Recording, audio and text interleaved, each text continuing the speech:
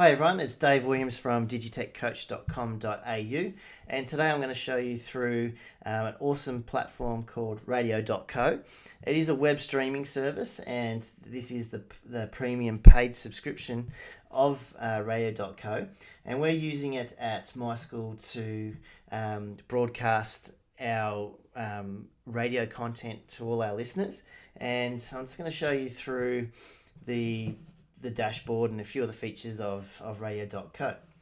Okay, so here I'm going to show you the dashboard, and a little bit disappointing. We've only got 4 listeners tuning in at the moment, but let's see, that may increase as we're going. And that's live statistics, so at any one point in time, those numbers fluctuate depending on when people are listening and so on. All right, so at the moment, the dashboard just shows you some of the information, how much bandwidth you've got, storage. You can see the recent tracks being played. You can come over here and queue a track to play after that one if you want to sort of jump the queue or interrupt your playlist.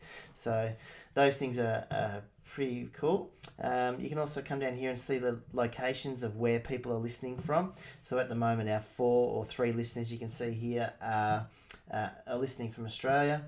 At one point in time, we had lots of listeners from all over the world tuning in during our Olympic broadcast, and that was really exciting for our students to be able to visually see where our listeners were from, and the ability to give them a shout out and engage with our listeners through Twitter was also a highlight of our radio station. So here you can see the regions of the top regions. So Australia at the moment, people are listening through a mobile platform, and the top devices are obviously mobile. So using the radio.co app, people can listen in. So no doubt that's what's happening there, that people are using the app or the web link on their phones or an iPad or whatever it might be, and they can listen to our station. So just going down through the menus over here, you can see that you can add media. Now, it only accepts MP3, so we've come into a few issues when trying to upload M4A files. So if you're considering using radio.co, you need to make sure that all your media is in MP3 format. So here we have just current pop tracks or music that we've uploaded. You can see over the side here that we've got quite dynamic tags for music, so that's a really good way of organising your music and making sure that you can find the track that you want. And for multiple users, it's really important that you've got your tags set up so that people can understand what genre of music they can add to their playlists and so on. So talking more about playlists here, you can customize playlists however you like. There is this default playlist, and the idea of that is whenever a live broadcaster drops out, or you might have unscheduled music or playlists, then the default playlist always kicks in whenever nothing has been organised. So I really like that. It's a good feature, and it always ensures that something is playing on your station. So yeah, that's a really cool feature of radio.co, is the default playlist. You can also customize and create your own and add music very easily to each of those playlists. So for example, if I wanted to add to the top 50 playlist, I could come in and choose tracks from over here and simply just hit the plus button, and you'd see that it is added to the playlist on the right. You can come over here and you can listen to radio.co. Gives you some options through a web link or through embedding it into websites or so on. The reporting is really good as well, so you can see statistics from the last week, hours, months, and forever as well, so you can sort of get a good snapshot as to how your radio station is travelling as far as listeners goes, and what content they're enjoying. You can get information about current listeners, So a little bit slow with the refresh, but that would just provide you with IPs and all that kind of stuff and what devices they're listening from. Over here you can see all the recently played tracks and information about them, what playlists they've been used in, how many times they've been played, all those types of things. Over here you've got the analytics showing you your audience and other information about your station, how it's being used. In the settings you've got options really to customize, looking at security and geocaching and all those different things as well.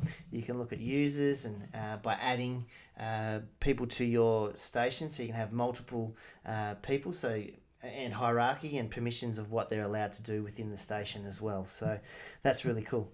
One of the best features of Radio.co, however, is this scheduling option. So over here I can look at the time. So at the moment it's about 11:20. So I can drag and drop just like you would in any type of calendar you've used before. And I can schedule a playlist. So at the moment I want this Cool Cuts playlist to play from 11:15 to 2:15, and that's just going to press update, and now I can see that that playlist is going to take over whatever's being played on the radio station at that particular time.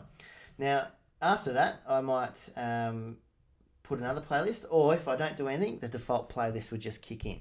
So for example, I might come here and do the top 50 playlist and click update, and I can drag that down for as long as I want, or I can drag it over multiple days, whatever you feel like. If there's not enough songs in that playlist to go for that duration, so that's a couple of hours, I know there's only a few songs in that playlist at the moment, it will just keep looping those songs after each other. So that's another cool feature as well. So we'll go back to back Cool Cuts with the top 50, and then after that the default playlist will just kick in.